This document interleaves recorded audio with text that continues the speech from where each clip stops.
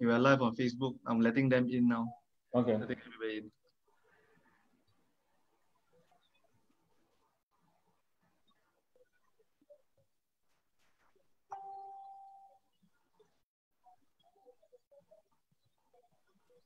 Welcome, coaches. Good afternoon, everybody.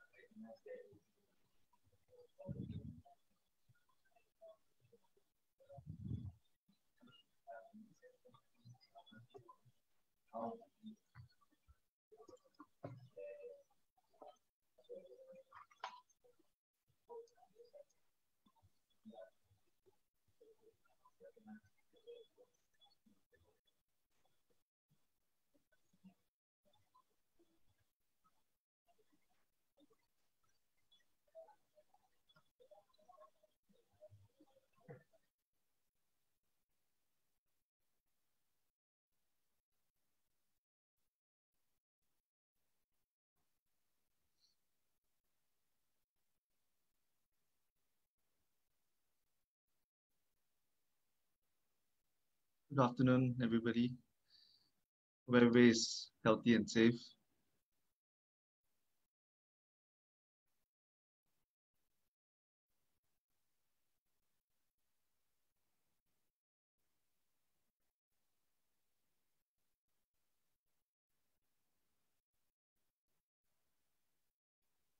I see Mr. K is in the house. Hi, Mr. K.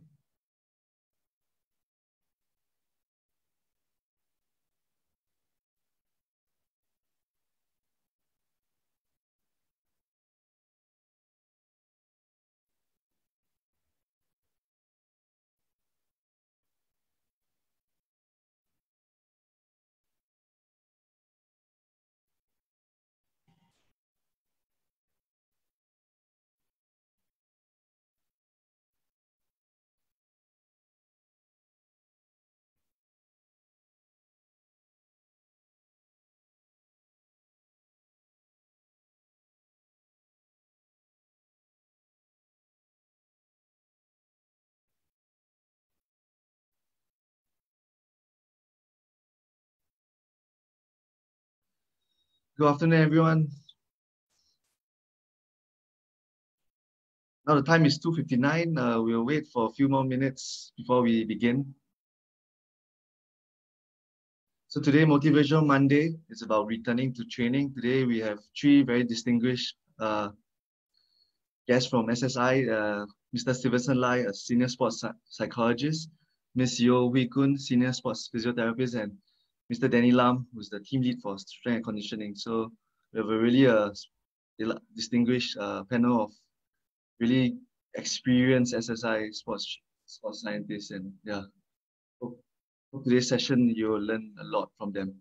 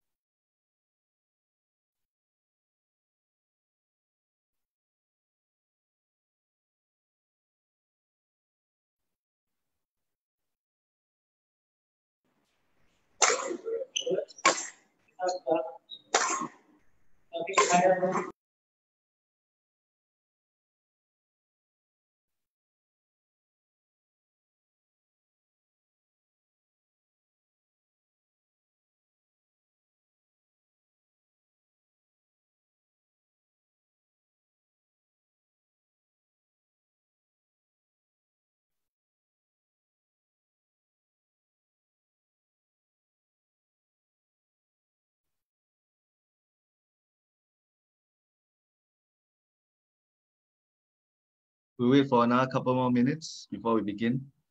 Motivational Monday with returning to training.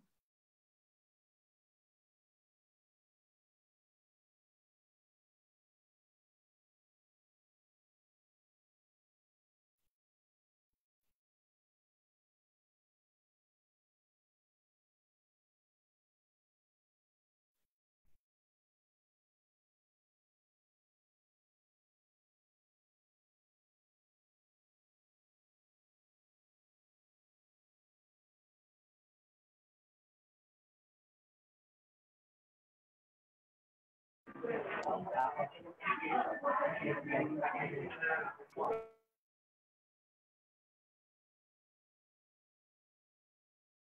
housekeeping matters.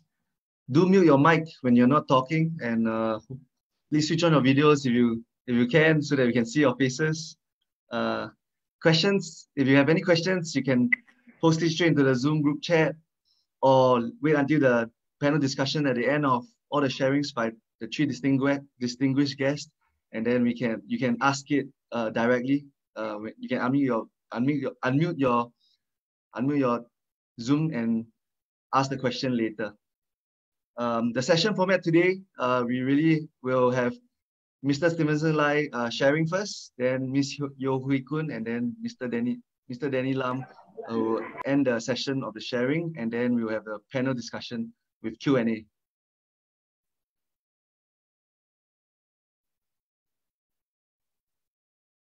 So we're going to start in 2 minutes.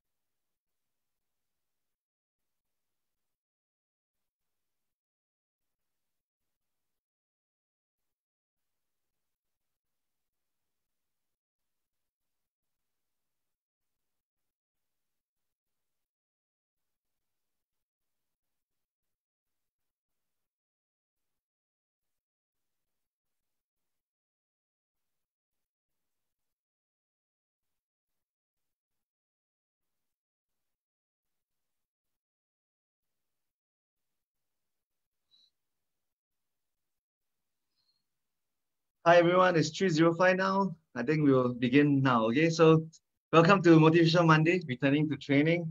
Today we have three very distinguished guests.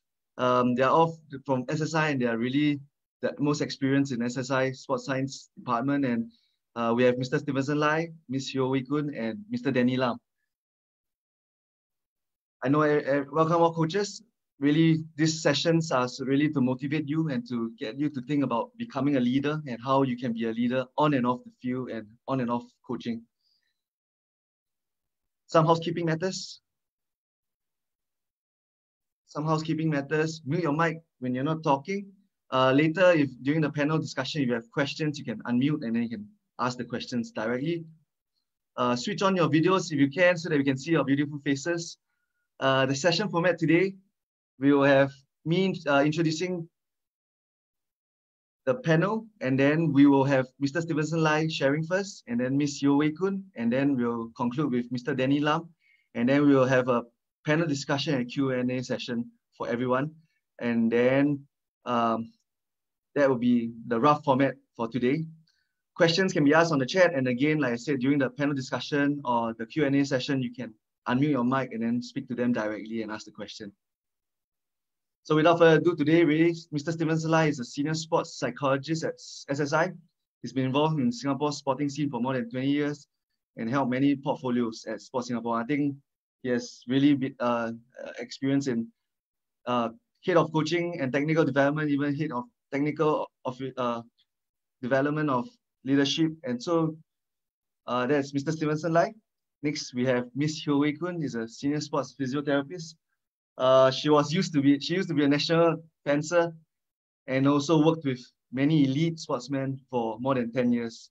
And even I, as a national rugby player, have also gone under her before. Like, she has treated me before. So, yeah. Then we have Mr. Danny Lam, who's the team lead for strength and conditioning.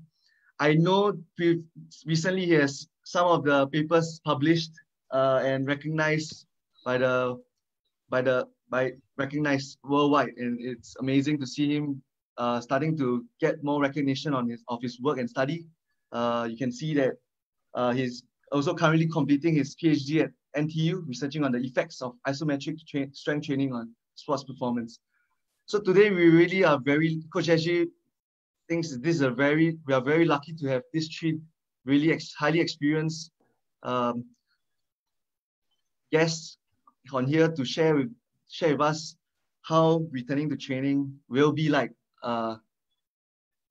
was like during CB, and now what will be like after CB. So without further ado, I will hand the time over to Mr. Stevenson Lai. Thanks, Brian. Can I share the screen? Yeah. Yes.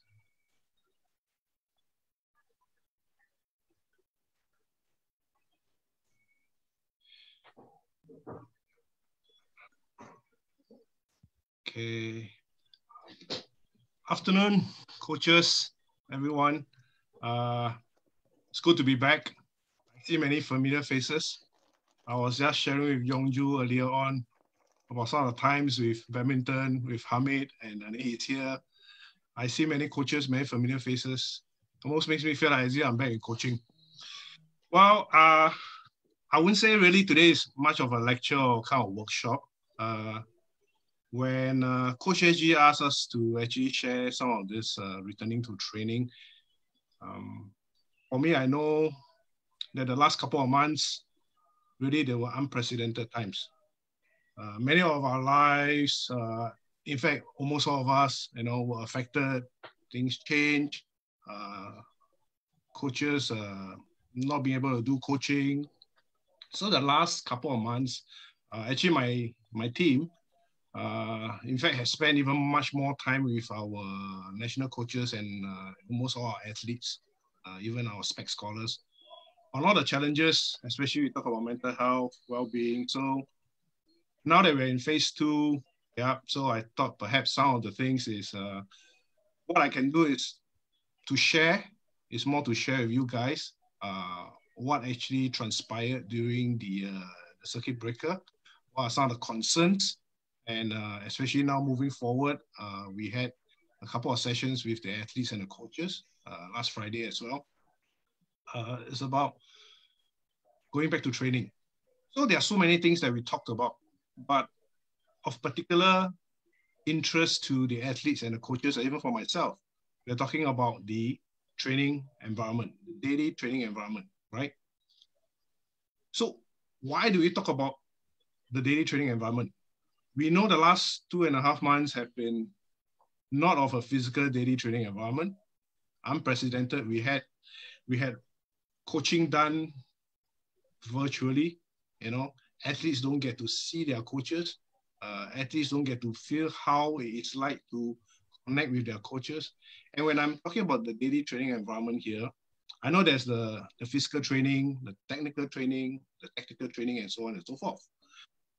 But of greater concern, we for the athletes and the coaches during our conversation the last 2.5 months was really more on the interpersonal, the dynamics, the relationship.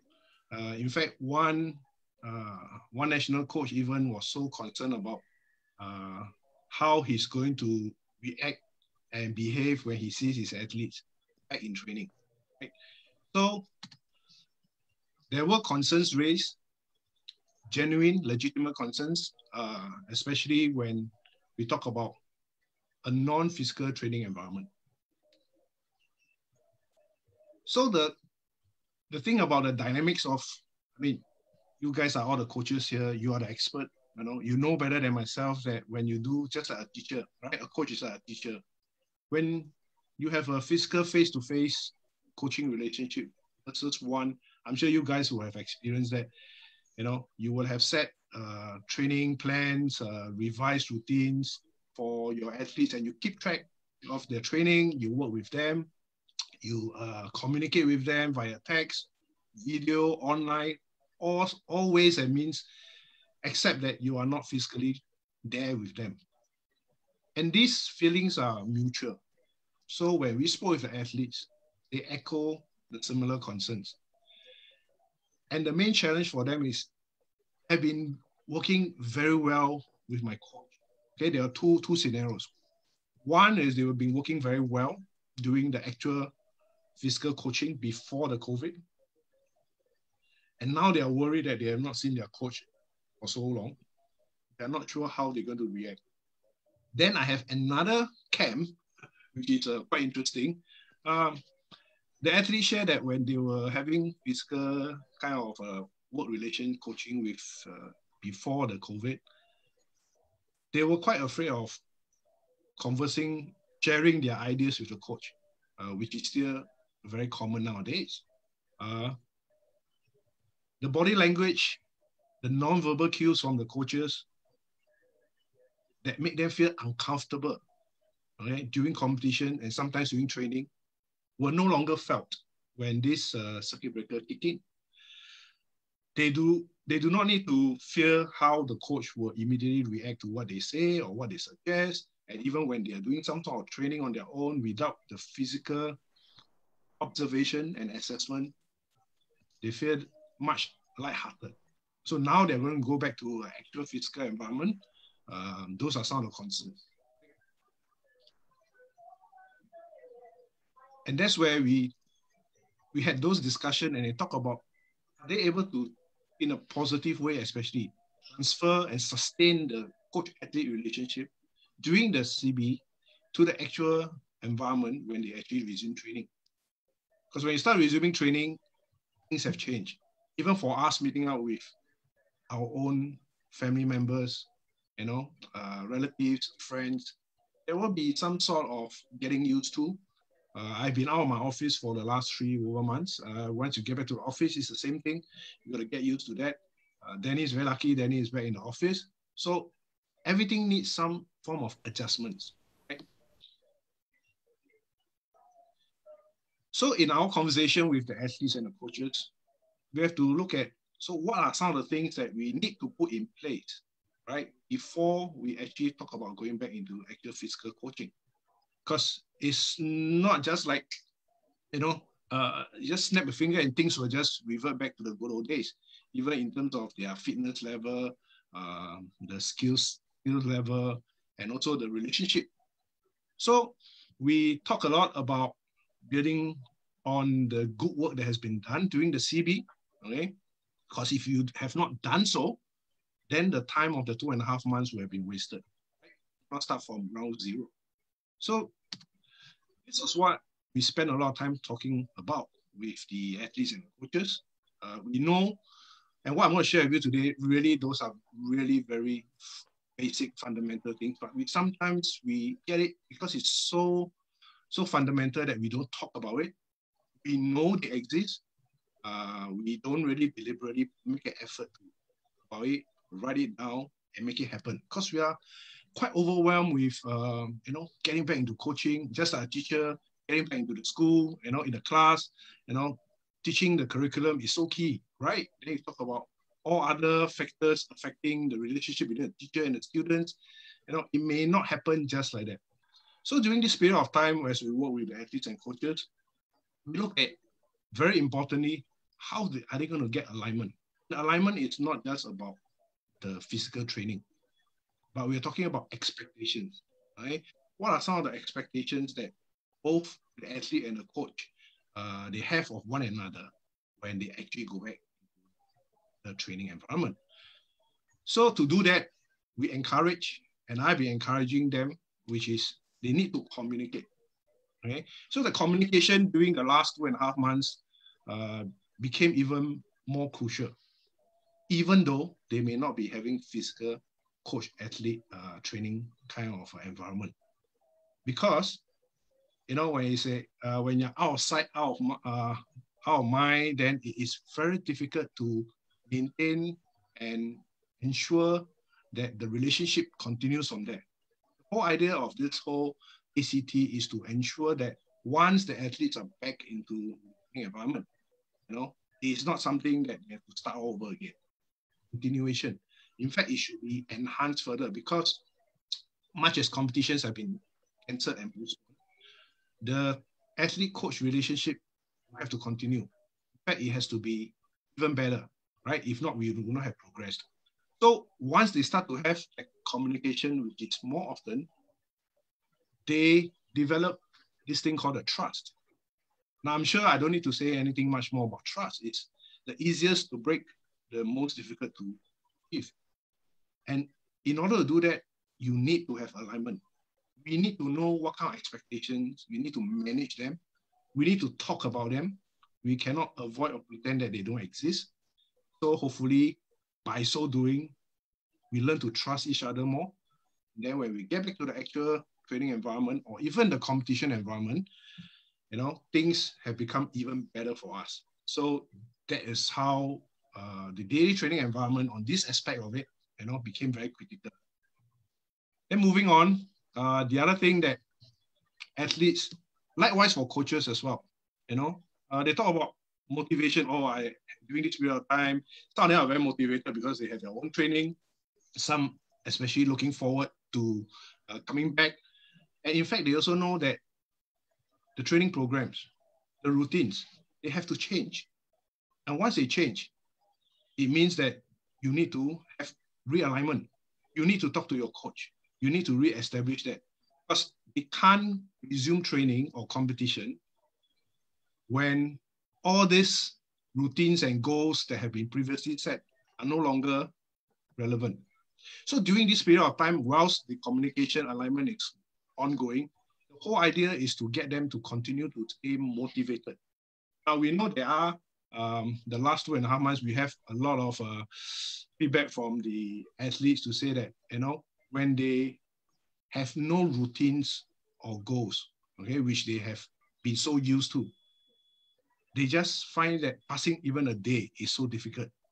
So athletes have been encouraged to relook at the routines in preparation, especially it's in preparation for the return to training as well as competition. Now, I don't think I even need to go into any, details to tell coaches to say that, look, when you set SMART goals, we all know what it means. So when you have revised routines, revised training plans, okay, through the AC and the T, it allows the athletes to continue to sustain the motivation and confidence, not only in themselves, but the confidence they have of their coaches. Very critical, okay, especially during this period of time.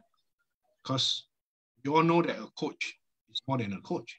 A coach is a friend, is a teacher, is a mentor, is a counselor, is a role model. All these, especially during the last 2.5 months, will be very critical to sustain and to instill in your athletes, your players. Because much of you say, yeah, it's easy to talk about goal setting. Everyone knows what is SMART goals. Everybody knows what is goal setting. When you do not have the alignment with the revised goals and routines, it's very difficult for them to sustain their level of motivation and confidence. And it cuts across both ways. You also want coaches to feel motivated and feel confident that when their charges come back to training or competition, they are as well equipped to handle them and the expectations are all properly managed. That is what I was talking about, staying motivated. And of course, when you have goals that allow them to know what are some of the things that they can look forward to or expect once training is resumed or competition is resumed, hopefully, it gives them the confidence and for them to be really satisfied about it. Along this same line of discussion that we have with the athletes, the coaches, right? We need to communicate, we need to align, we need to set realistic expectations and goals. But we also know during the last 2.5 months, there have been, the emotions of our athletes and coaches were mixed. Definitely, there will be those who say they really enjoy this time. Most of them saying more time with family. A lot of them were getting really negative because they are so worried that, they can't get back to their old form. And for many coaches I spoke spoke to, actually, it's also about the livelihood, it's not just about the training itself. So there have been quite a fair bit of the positivity and negativity of the thoughts of these athletes. So when your guys come back to you, right, it's important, okay, that they actually start having the mindset or the positive thinking, because we know this is so common, okay? These are the things. When you start saying good things to yourself, it actually enhances all these three areas. I mean, there will be more, but basically they feel good, they are more focused.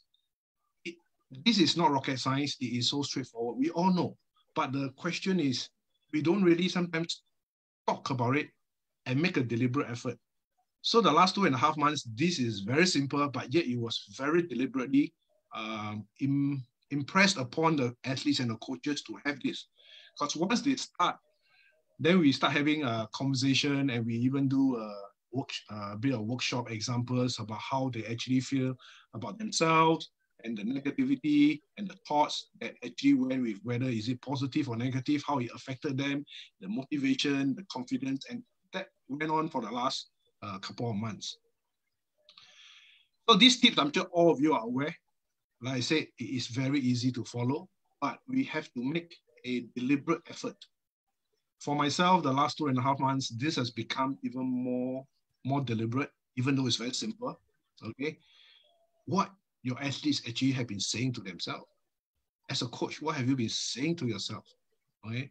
So they actually list down some of those things, and they try to then counter from, the negative ones to how they actually going to work on that and change to positive thinking, positive self-talk, positive affirmation before they actually even resume training or even competition. Now, this doesn't happen like once, twice, it's almost like within a day, an athlete can be experiencing a lot of a transition from positive to negative thinking. So the work with them has become even more deliberate, even though it is so basic in terms of mental skill training. Like I mentioned earlier, it is so easy to just forget some of the most fundamentals of strategies to help yourself and your athletes sustain the motivation and continue to enhance their confidence once they start training and competition. And very often you will hear athletes having the fear, the anxiety, right? It is normal, okay? We all experience that. But there comes a time we have to get ourselves out of it, focus back on the fundamentals. And as a coach, you are in the best position to encourage this. It's not only for yourself that you can do it, it's also for your athletes. Because some of you may have seen another slide I want to show you. It's not about failure, it's about how you actually learn from those lessons and then become even better. And that will be the last slide. We know Michael Jordan, right? Everybody knows, NBA guy. He said he missed a lot, he lost a lot, he has failed over and over and over again, and that's why he succeeded. Okay, that's the end for my part. Yep, I can stop share. Thanks, Steven. Brian. Yeah. Yep. And okay. I think we could. But I think Steven, while Hwee Koon is sharing slides, I think there's one question. For rule of 5, if someone have left the group, can a newcomer join in the group to need to form a new group? Michelle, do you want to, what do you type wrongly? For rule of 5, so I think she's asking, basically, there's a rule of 5 now. So if someone have left the group, can a newcomer join the group? Or is there a need to form a new group? And Danny, you can feel free to chip in because he's managing the gym. We are also every day looking at all this advisory about, I know recently with the badminton case, everybody is also very concerned. Any thoughts about when your gym has 5 and then you move one person out? I think I can answer that because I think the reason for the rule of 5 is that in any case, if one group is being tested positive, there is a positive case, we only need to quarantine 5 people. We don't need quarantine a whole group. So the idea is go in a group of 5, and as far as possible, you do not break up the group and mix this group with other groups. So that is the spirit of the group of 5. So that in any situation when there is a crisis or there is an incident, the ones that are affected is only the group of 5. So if we take for the recent incident, because if the group had contained within a group of 5, you know, then I think they would not need to quarantine the whole group of 29.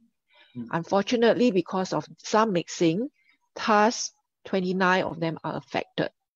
Yeah. Thanks, Hwee Koon. I guess now you can start sharing. Thank you so much. Okay, so good afternoon, everyone.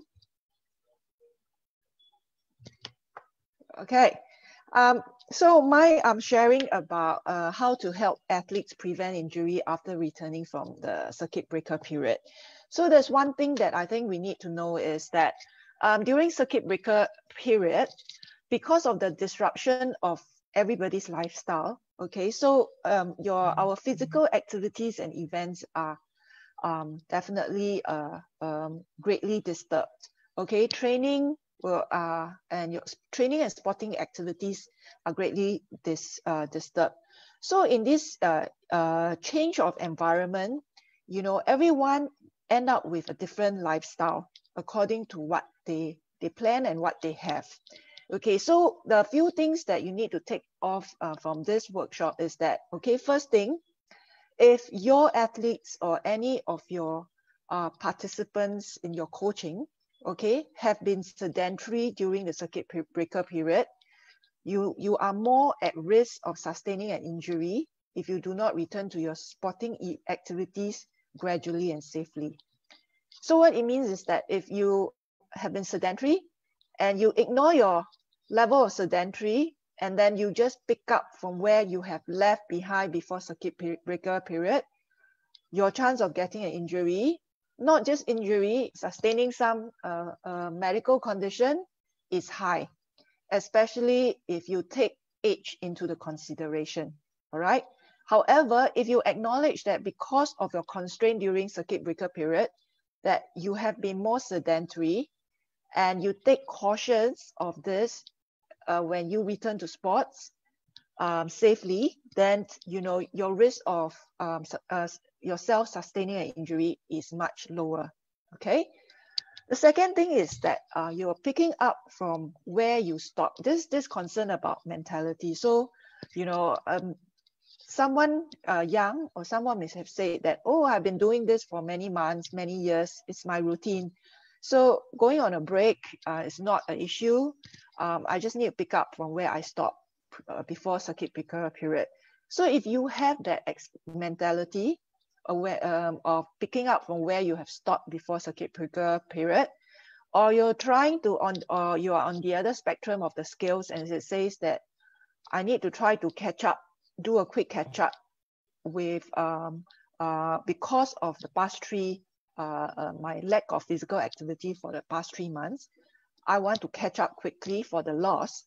Okay, this two mentality will also predispose you to an increased risk of sustaining an injury.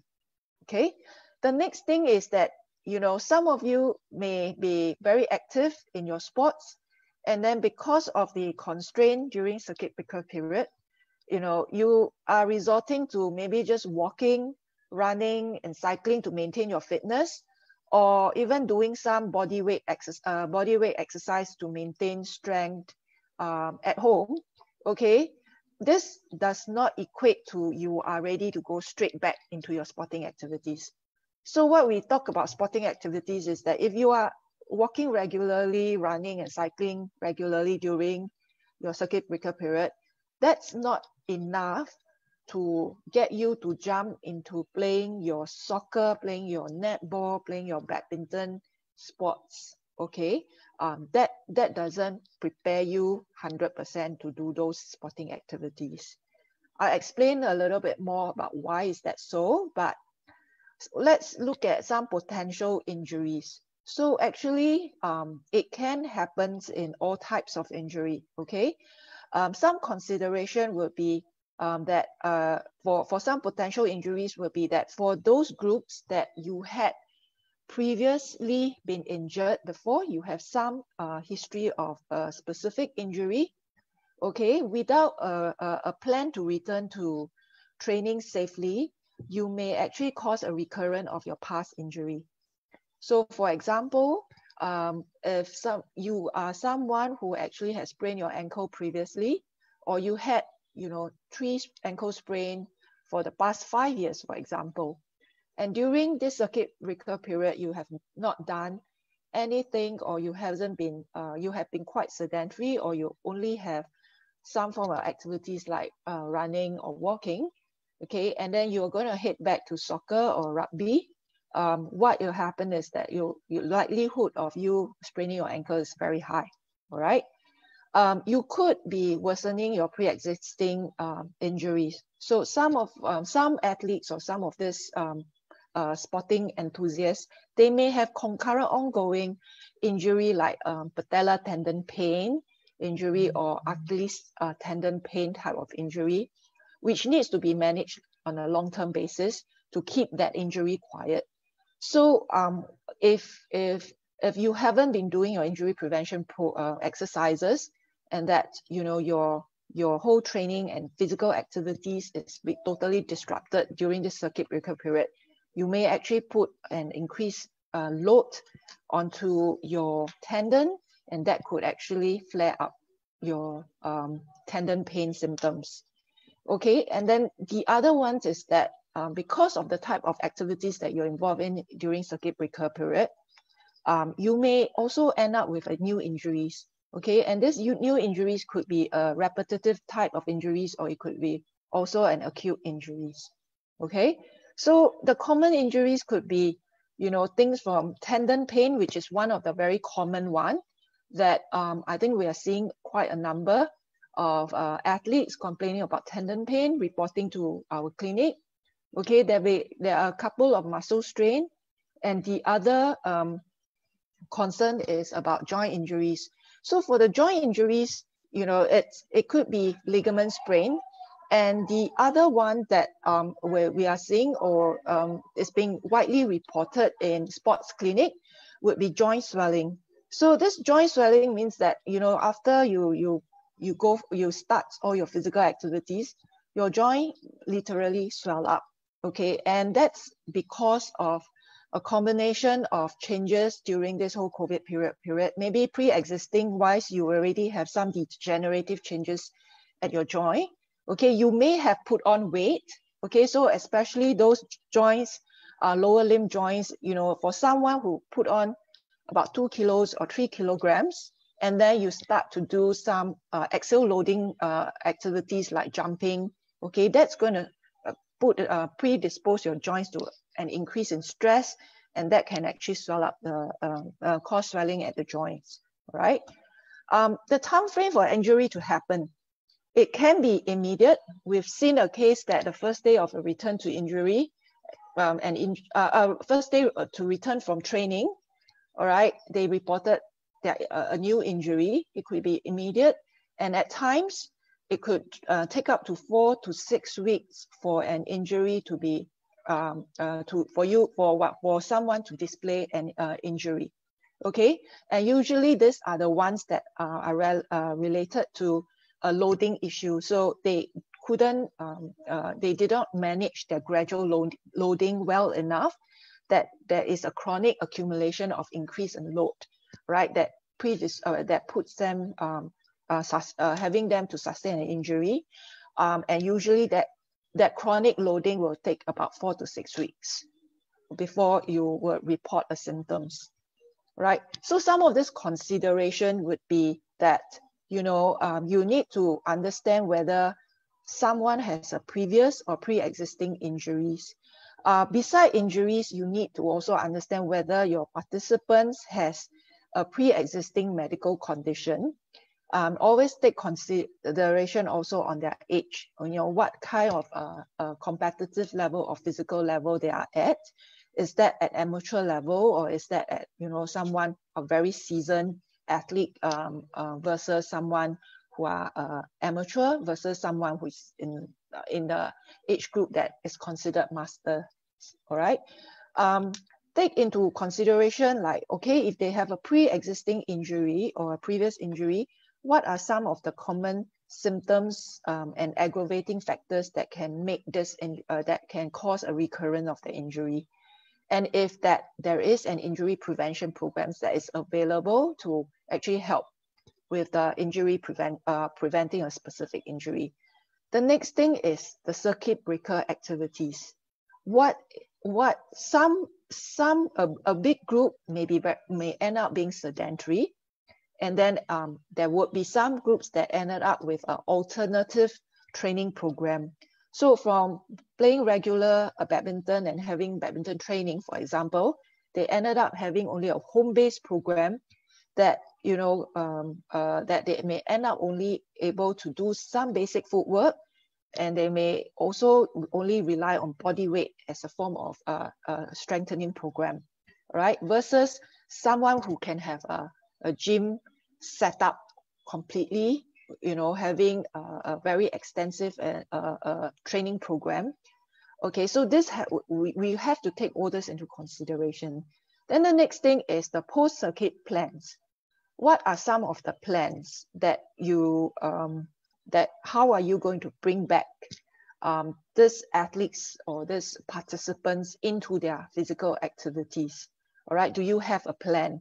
And is the plan taking consideration of what has been done previously and what has happened during the circuit breaker period, and whether the plan is a gradual loading basis, and that do you take baseline into consideration, right? The fourth thing for consideration is actually the mindset. Okay, so mindset about that, whether how are they aware that there's such thing that if they are sedentary, they jump back into their sporting activities, they are at risk of injuries. So it's looking at the injury prevention awareness, and also we're talking the ones that we talked earlier on. Whether they have the mindset of I pick up from where I leave behind, or is that I will do a very quick catch up because of the loss of my 2 months of not having physical activities. Okay. So some of the risk factors for consideration that can cause an injury would be things like, okay, your previous or your pre-existing injuries or medical condition. Okay, even if they have a previous injuries, have they been doing any form of injury prevention exercises pertaining to their injury? If yes, they might be having a lower risk. If no, then we know that, if they are going to head back directly into their sports, their chances of their injury could be pretty high. The other one is the altered versus the detraining training effects.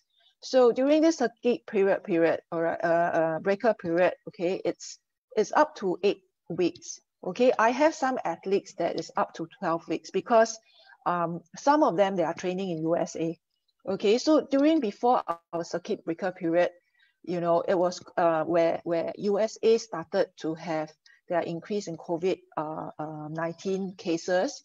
The different states actually started to go into kind of a lockdown period. So these athletes we actually have to move some of these athletes back to Singapore. But then, unfortunately, the moment they arrived in Singapore, the government put in place a 14 days quarantine. Okay, so then they were stuck with 14 days in a hotel, staying up in a hotel. The next thing, when they finished their quarantine, actually Singapore started the circuit breaker period. So they are actually literally out of training for about 12 weeks. All right, so with these 12 weeks, there can be, but of course, during the circuit breaker period, the coaches had put in place some form of home-based program. So with this, there is actually some altered fitness level And you also change your fatigue tolerance, depending on what program is being put in place. I have some athletes that have better resources. So they have stationary bikes, they have dumbbells that are being able to loan out by our S&C coaches, versus some of these athletes that had limited resources. So they are only relying on TheraBand exercises, for example. They're only relying on functional exercises to keep them active, all right? So then, then there will be this group of athletes that had very altered fitness level. Some would reported that because they have been running on a daily basis, they had been cycling on a daily basis, okay, their cardio fitness gets better. But on the other hand, their strength may not gain. There may not be any gain in strength, or there could be a slight loss, decrease in strength, for example. The other one is because that training frequency and the training type and training intensity is altered also. So some of our athletes may have been training 2 times a day and 10 sessions a week. And because of home-based training, it's down to maybe 5 sessions or 6 sessions a week. And that for the rest of the day, they are being locked up, or they have to stay at home. So their mobility is actually greatly affected. Some may have weight gain, some may have some weight loss, all right? So, and then the other thing is for those sportsmen that are involved in exercise or sports that had a lot of reactions, like change of direction, like soccer, football, basketball, badminton, at times, or even gymnastic, you actually end up having an altered neuromuscular coordination. Badminton player may tell you, because I run more frequently, my cardiovascular fitness improved, but my reaction to speed, to the shuttlecock, for example, and my timing for me to actually react gets slower, all right? And then some may actually end up having concerning about issue because there is the requirement for a quick change of direction. The last thing is about altered load adaptation. So for example, some of the athletes, for example, basketball or even badminton sports, where there is some form of high jumping load, for example, but within a home-based training program itself, they were more restricted to to maybe skipping, which is still different in terms of loading. So when they return to their sports, the load adaptation, becomes a problems and contribute to a risk factors for injuries, right? So within this limitation of the circuit, some of this circuit breaker home-based training limitation is that you have to totally change or alter the methods of training and the system that you train, and that the skill specificity is not there. So for example, gymnastic, they can do a lot of split, they can do a lot of handstand, but it's just that there is no way that they can actually do their somersault and their tumbles and their piking, etc., right?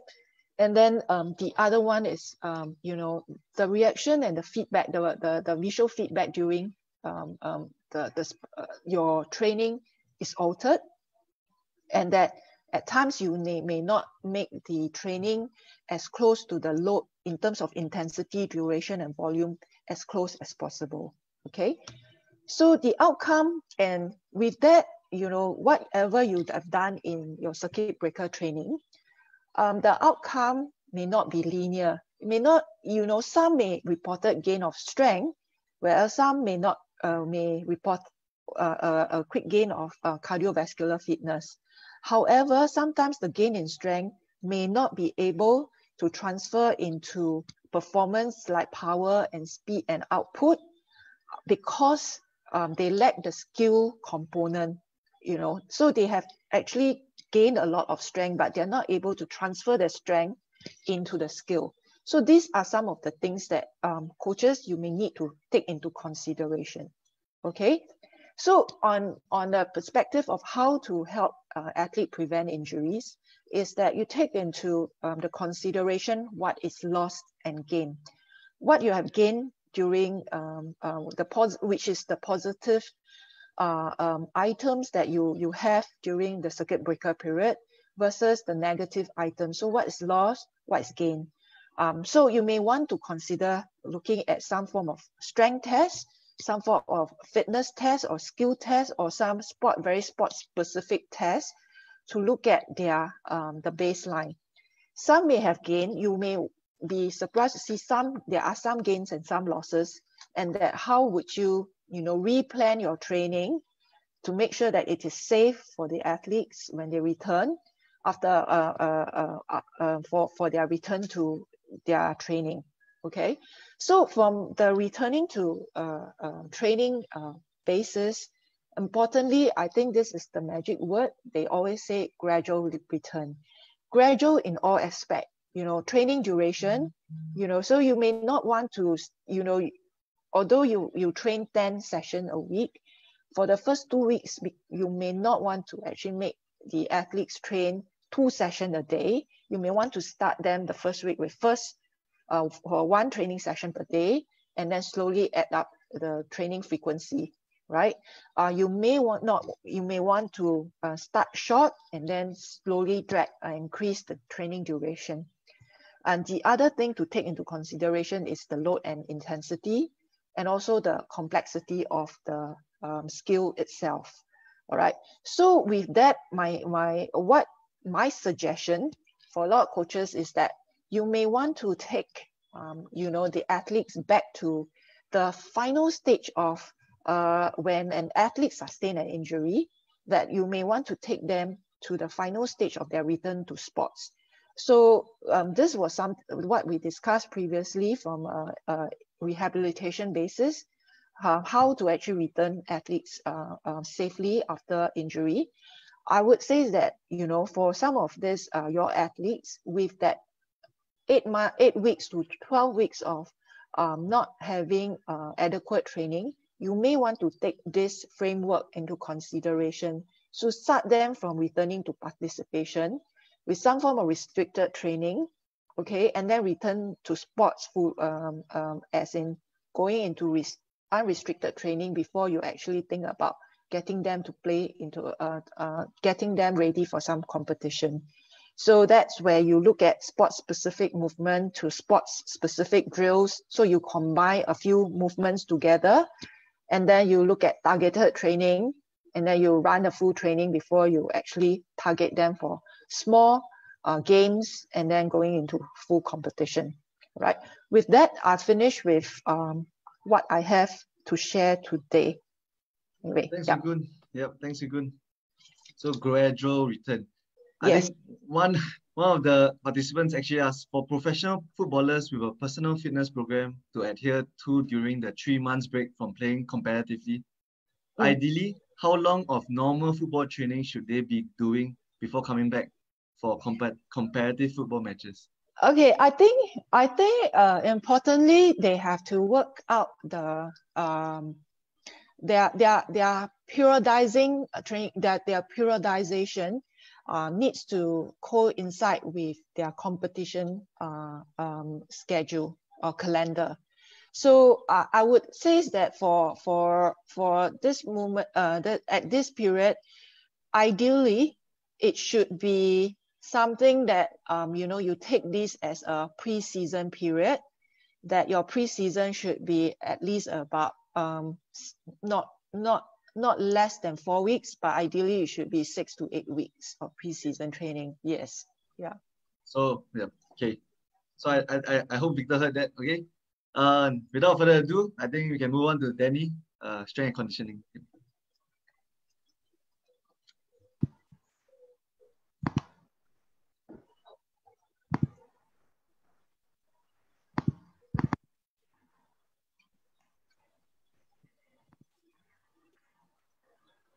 Okay, good afternoon, everyone. My talk will be somewhat similar to what Hwee Koon had talked about. Just at the beginning, I will be briefly talking about what happens to the human physiology during 4 weeks of detraining. So assuming the athlete hasn't been training during the 4 weeks, for the cardio endurance portion, the VO2 max is the maximum amount of oxygen they can consume, or in layman's term, the aerobic capacity, will be decreased by 4 to 14%. And blood volume will also be decreased by 5 to 12%. So blood volume, the implication of blood volume decrease is that with a lower blood volume, there's a lower oxygen carrying capacity of the blood. So the body, if the muscles are not able to get oxygen supply quickly, then they will be utilizing the anaerobic energy system more, which then increase the rate of fatigue. And because the blood volume is decreased, in order for the body to receive sufficient oxygen, the heart actually has to pump quicker at the same intensity. So for example, if in the past, before they go on a 4 weeks break, running at 10 km per hour only requires maybe 120 beats per minute of the heart. But after a 4 weeks break, it might increase to 130 or 135 because blood volume decrease, and also because the heart muscle is not as strong anymore. So overall endurance performance can decrease by 4 to 25% within a 4 weeks detraining. So the large variation of decrement is dependent on individual fitness level, and also dependent on how long the person has been sustaining this high fitness level for.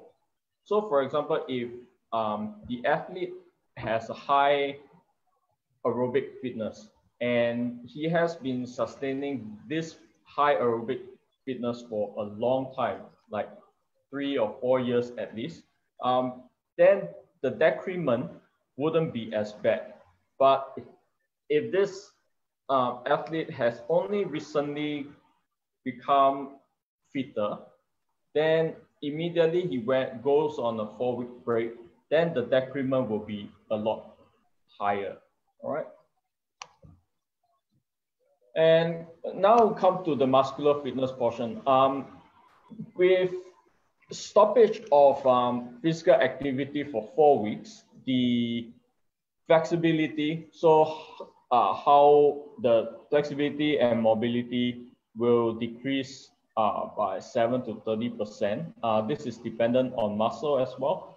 And again, how long this person has that particular range of movement for. Strength and power decrement is about 5 to 7%. One of the biggest implication is the decrement in time to stabilize from dynamic tasks. So basically, if you jump and land, after a 4 week period, your ability to maintain that balance can drop by about 60%. Reason is because of it's related to strength and power gain, power decrement. Because when you lose your balance, your muscles actually only have about 100 milliseconds to produce enough force to get yourself back to equilibrium. So with decrease in force, decrease in strength and power, it means that your muscles has lower ability to produce force quickly. So that's why it takes longer for the athletes to maintain their balance after a long break. So again, this is a 4 weeks break. But if the athletes actually were training during the circuit breaker period. And again, it depends on the intensity they were training at. They should be able to maintain a good amount of fitness. Some of our athletes, they decrease strength because at home they did not have the heavy weights. So strength actually decreased a little bit, not by a lot. But some of them actually improved in the power portion because most of the exercises we prescribed to them were explosive in nature, plyometrics, jumping, stuff like that. All right. So it really depends on what was being prescribed during the circuit breaker period. So when we talk about return to training, we have to consider all these points: the mode of training, volume of training, intensity, frequency, as well as the specificity of training. If the training of the athlete is mainly on fitness, so like push-ups, muscular fitness like bodyweight exercises, jumpings, pull-ups, and aerobic exercises, jogging, then we know that their fitness level might not have dropped that much. But one thing we need to note is the specificity of training to the sport itself. So if they have been performing physical training, then the biggest risk of injury when they go back to sport is the inability to adapt to the movement requirement of the sport itself. So they might have the strength, but the nervous system is not able to coordinate the muscles in order to specifically produce a certain movement, especially if, especially in team sports, you have a lot of change of direction. So, but during the circuit breaker period, all the athletes are doing is straight line running or jumping vertically or just horizontally. Then they might not have the ability to perform a change of direction as well as they did back before the circuit breaker period. So if we're talking about injury risks, one of the greatest risks would be the inability of the nervous system to allow the muscles to coordinate during a sport-specific movement because the lack of training specificity during the circuit breaker period. And because of that, there will be a change in the muscle activation pattern that will cause an increased rate of fatigue. So meaning to say that even if their aerobic fitness, even if their muscular strength and power did not decrease because they have been doing some form of physical activity during the circuit breaker period, but because the movement is not specific to the sport itself, the muscles will still get fatigued faster because they are not coordinating well. So basically, they are still requiring larger amount of effort in order to produce the same kind of movement, right? And we know that once the muscles are fatigued, there will be a greater risk of injury because the muscles, when they are fatigued, they have a lower ability to sustain loading, right? So when we get back to training, these are things that we want to consider. Of course, comprehensive warm-up, that's the most important thing. And then reduce training volume using the 50-30-20-10 rule. So I'll talk about that in the next slide. Next thing, when we could talk about gradual increment of volume and intensity, but make sure when you increase the volume, you don't increase the intensity. And if you increase the intensity, you don't increase the volume. So you only increase one of the component at one time, right? And also increase duration or frequency of rest periods. Like I said, when they get back, because the nervous system is not used to the particular movement, so they will still get fatigued at a higher rate. So a longer rest period or a more frequent rest period should help to reduce the level of fatigue. So this is the 50-30-20-10 rule. So if you look at the bar, there are two bars, the blue and the brown. Blue indicates those who were totally sedentary during the circuit breaker period, and then the brown is those who were still actively doing some form of physical activity. All right. So on the first week of training, you want to keep it at 50% of probably the last training you did. 50% of the volume. And then on the second week, you increase to 70%. The reason why second week can increase by 20%, but the third week you only increase by 10% for the inactive group is because our fitness level always improve exponentially at the beginning when we are unfit, but once we get to a certain fitness level, the increment will plateau, will sort of slow down. So the first week to the second week, they probably will improve a fair bit. So 50 to 70% from week 1 to week 2. And if the athlete was inactive all along, then the following week you keep to a 10% increment, so only 80%. But if the athlete has been training, you can increase it to 90 or 100%. And then for those who were active all along, from week 3 to week 4 onwards, they can sort of get back to the usual training.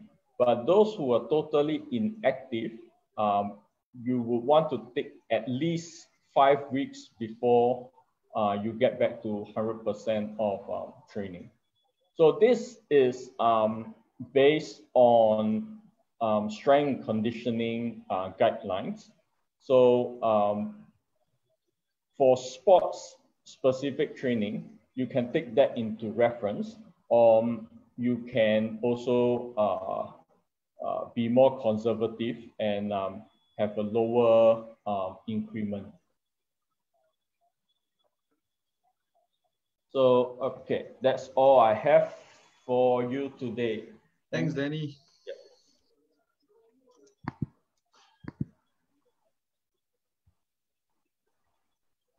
So now it's time for the panel discussion and Q&A question. I guess I want to start.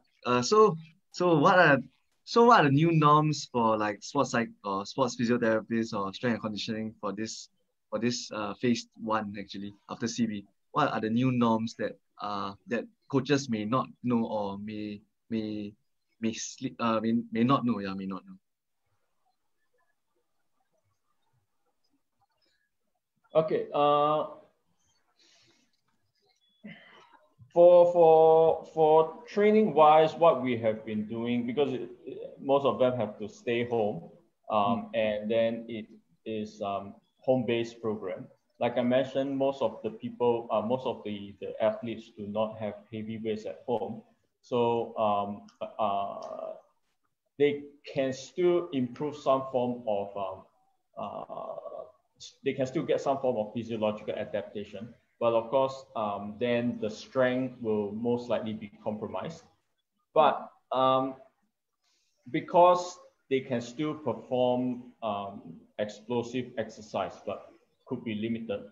So some of my athletes, their power performance, so their explosive performance actually have some improvement.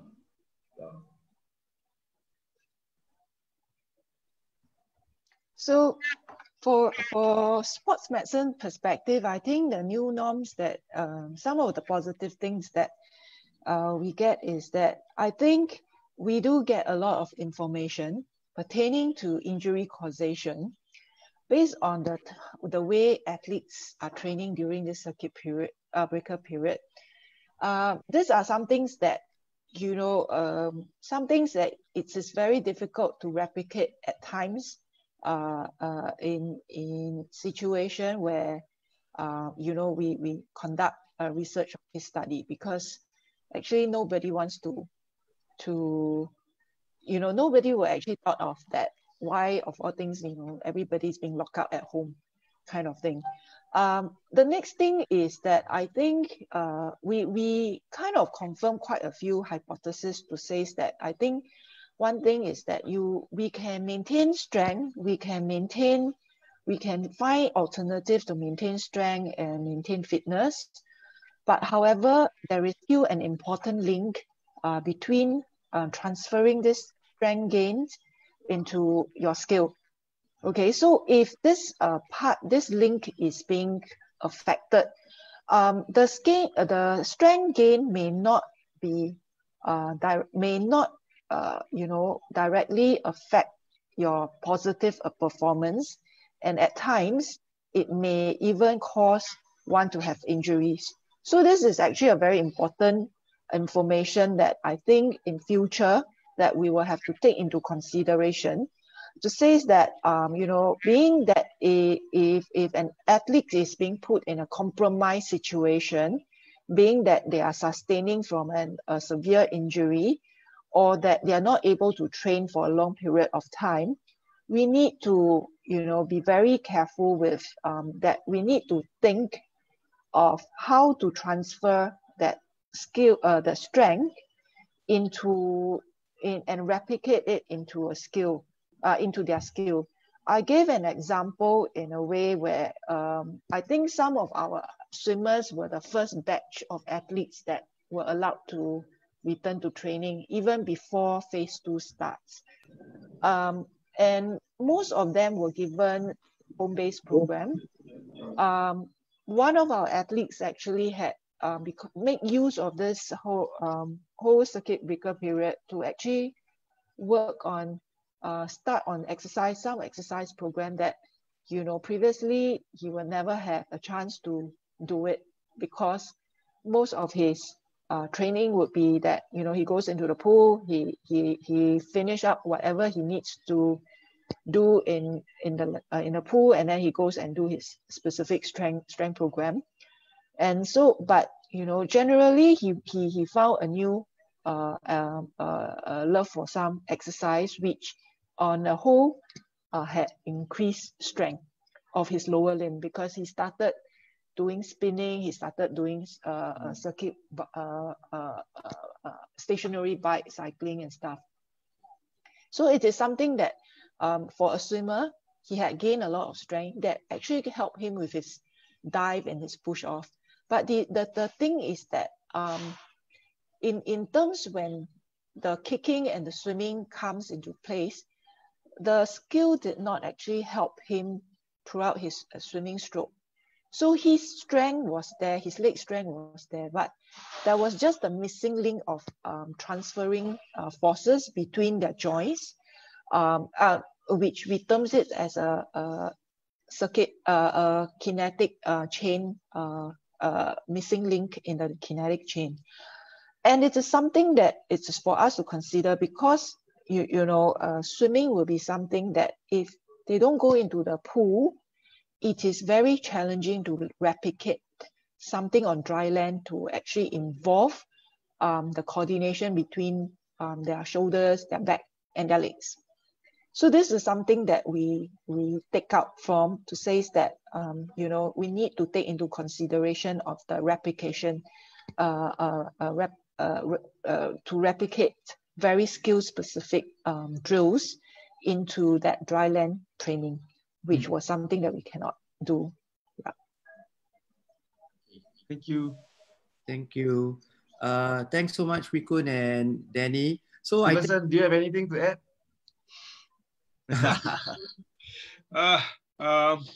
It's not what it's not about being new normal or anything. But basically, I think the couple of things that actually came out quite clearly for both athletes and coaches. I think one, we have, like I mentioned about the relationship, right?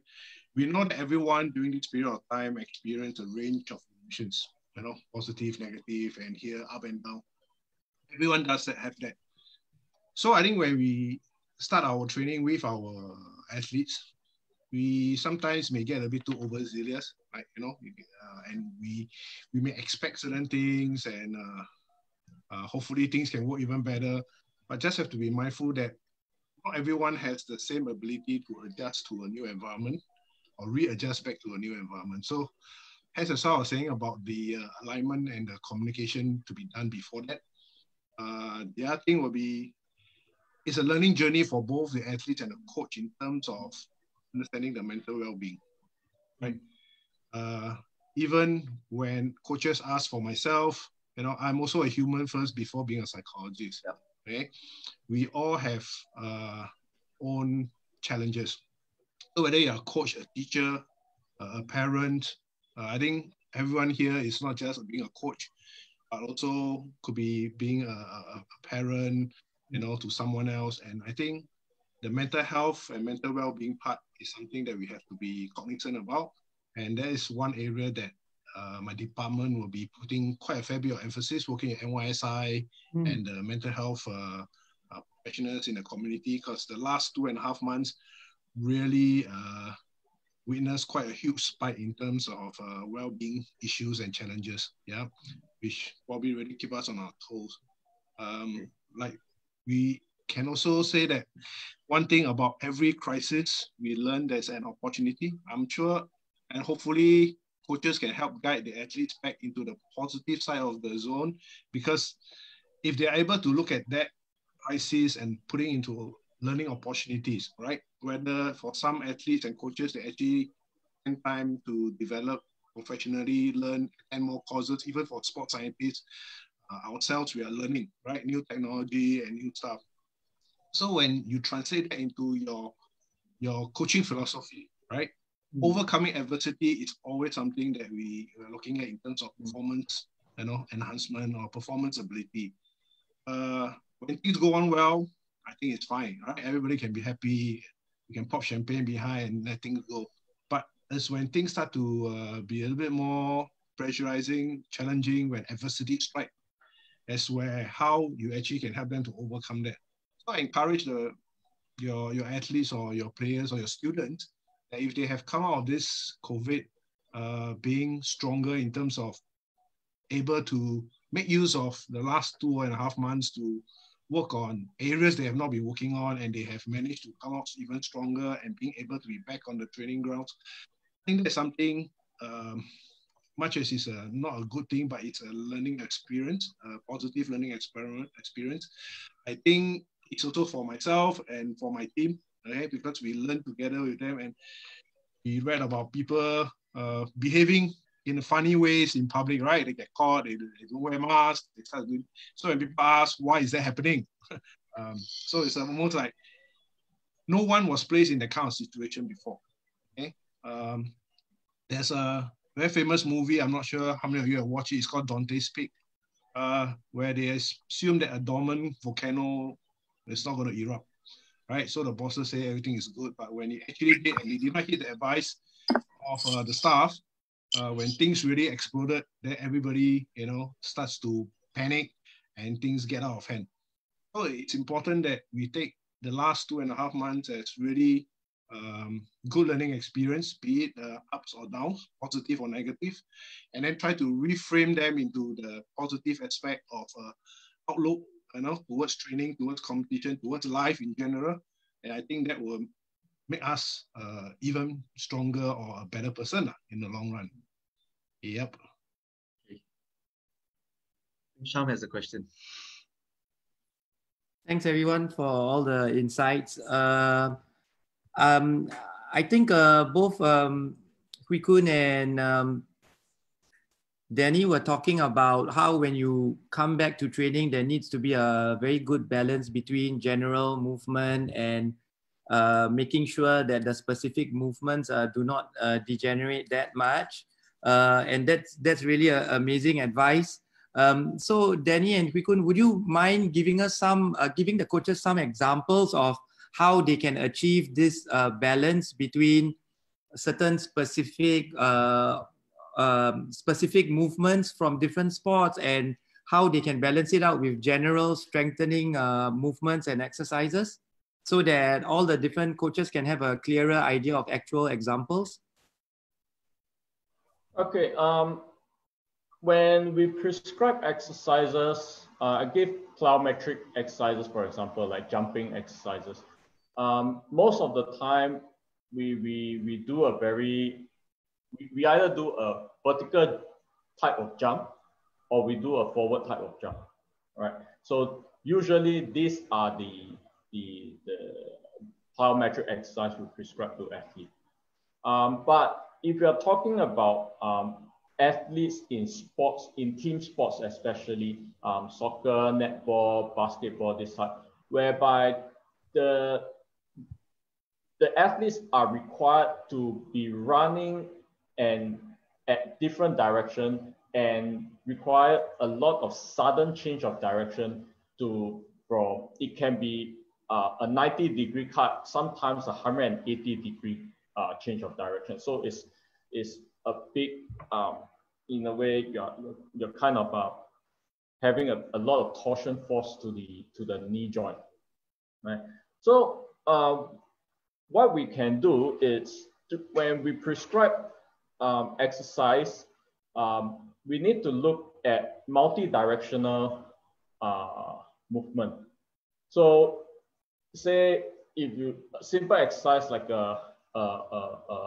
lunges, instead of just a rear lunge or forward lunge, do a side, do a 45-degree forward, 45-degree backwards, this multi-directional movement.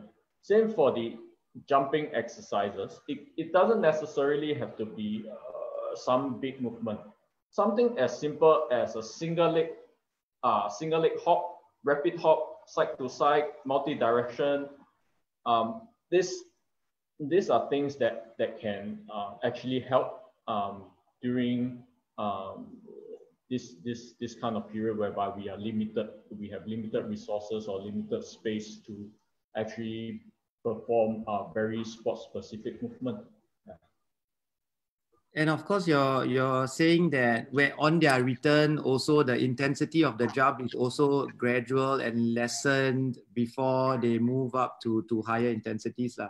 Yeah, so probably at least for the first week, like I said, you either increase the volume first or you increase the intensity first. But at the first week, you want them to maybe work at 80 to 90% of what they can do in terms of, say, the athlete has the ability to jump 2 meters, for example. But what you want them to probably do is for the first week, maybe just jump 180 cm. So it's not a total max up. And the volume, of course, keep it to 50% of what you normally would prescribe. Say normally you prescribe 4 sets of 5. Now you cut down to 2 sets of 5 at about 90% of their max effort. Then the next subsequent week, you can increase the intensity. You say, now I want you to jump 100%, but you still maintain the volume to 2 sets of 5. Then on the 3rd week onwards, you can increase the volume because they are already working at 100%, but this time 100% for higher number of repetitions. Thanks so much. Hwee Koon, do you have anything to add to that? Yeah, I agree with the consideration for the complexity of the simplicity followed by the complexity of the activity. But there's one thing that I think for certain sports that we just have to be careful, or because of that lack of opportunity to replicate very closely of the sport-specific movement, then we would really have to be extremely careful with the gradual loading. So take, for example, for swimming. Swimming-wise, we know that the athletes usually for training, they can actually swim lapses of up to a few kilometers. So with that, for example, the swim freestyle, that is basically looking at up to thousands of cycle of the shoulders, full range of shoulder flexion cycle, including combined movement of internal rotation, external rotation. Now that will require quite a bit of friction and gliding between the joint space of the shoulders and the tendons, etc. So to me, importantly, firstly, yes, the shoulders is an important part of all swimmers, to help them swim faster. But the moment, because of that lack of water contact for a long period of time, the whole kinetic chain, the whole field in water, for example, the streamline position could be out.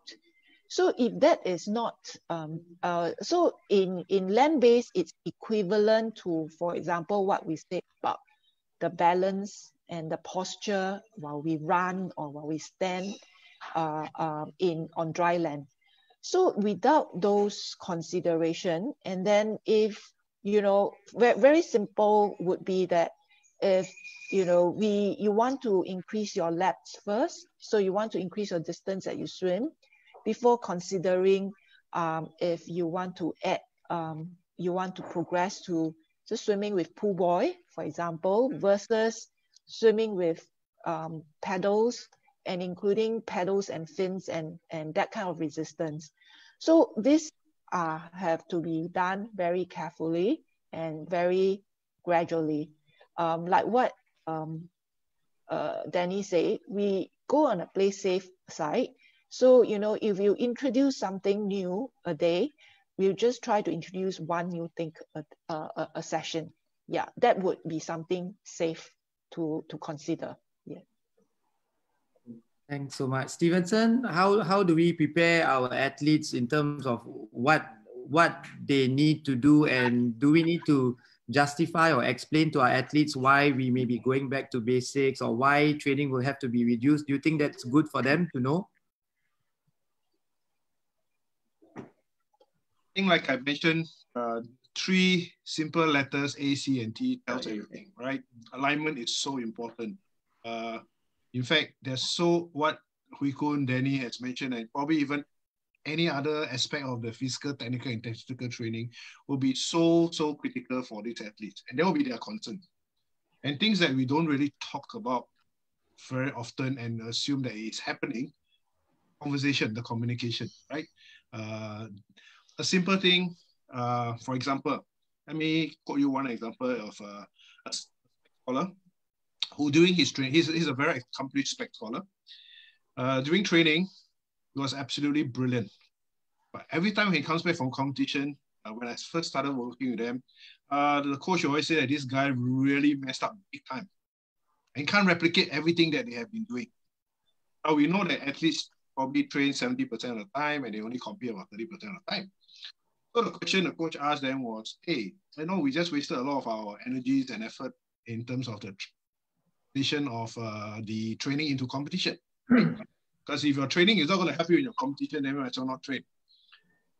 Not knowing that actually simple non-verbal cues from the coach or the choice of words during training and in competition differs quite a fair bit without the coach knowing. The athlete is aware. But in terms of the training methodology, of course, it's very similar. But the response, the non-verbal cues, and the choice of word after every one of the shot or the performance made differs from that on training.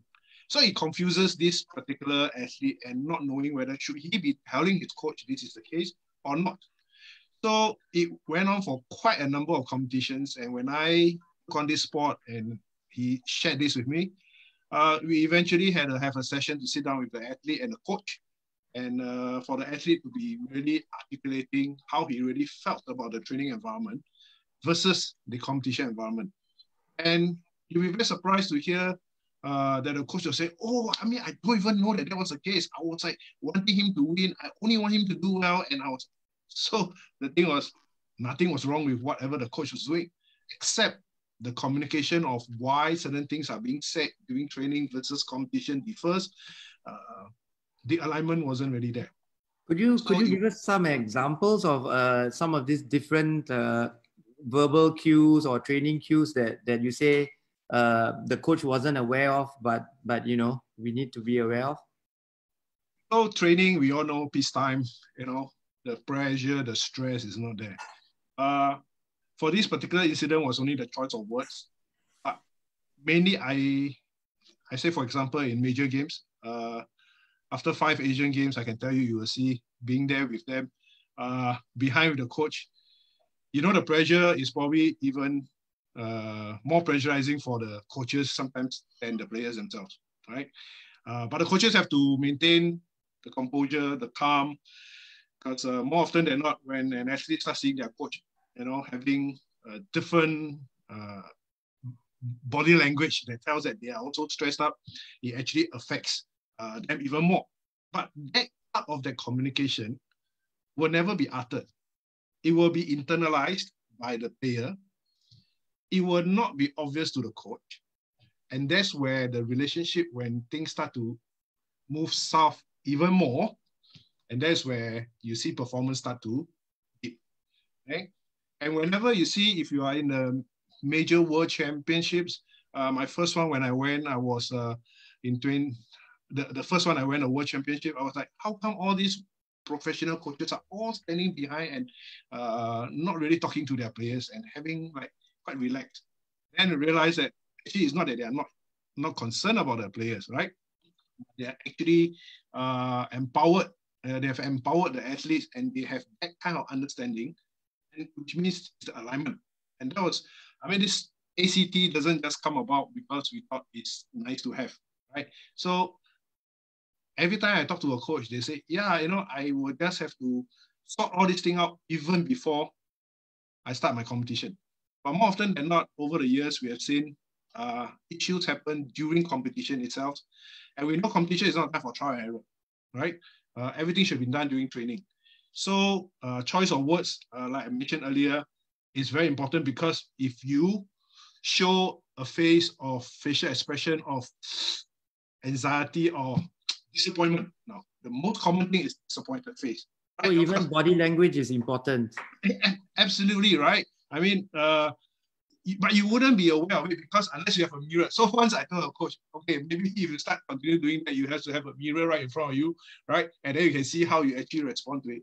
Yes, in fact, in one of the sports, the technical director actually videoed the communication part, not the performance part, but the communication part, the body language, the non-verbal cues.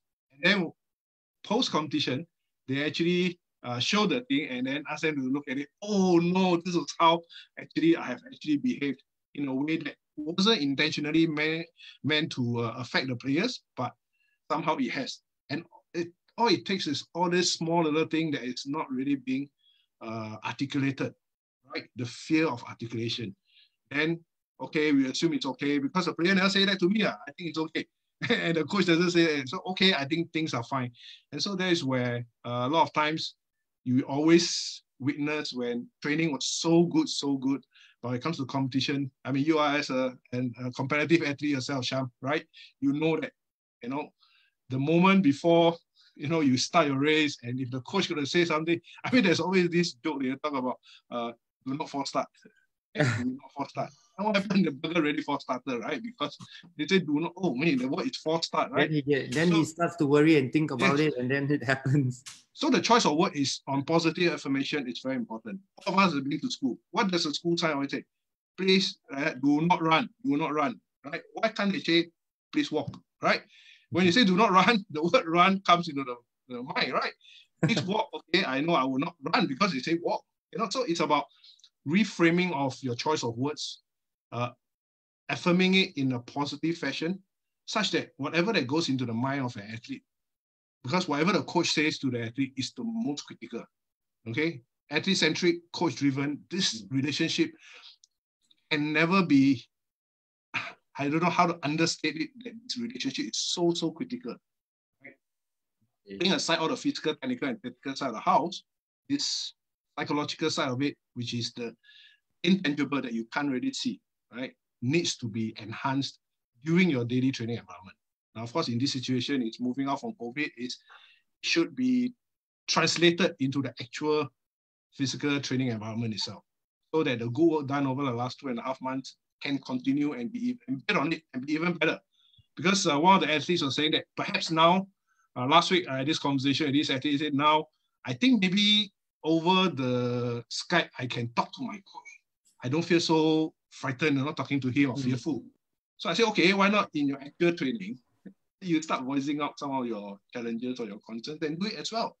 So he said, yeah, okay, well, I'll try. But if they can start to have that, and I think once the ACT starts to work even better and better, because ultimately the trust has to be there. I mean, coaches here will all agree that, having trust, from your players are very, very critical. Yep. Thanks so much, Stevenson. Thank you, everyone. Thanks, everyone. Thanks so much, Stevenson, Danny, and Hwee Koon for sharing so much insights. Without further ado, the rest for the coaches, please provide your feedback. This is the link. I already put it in the chat group. You could give us your honest feedback, and then you'll be very helpful for our future e-workshops.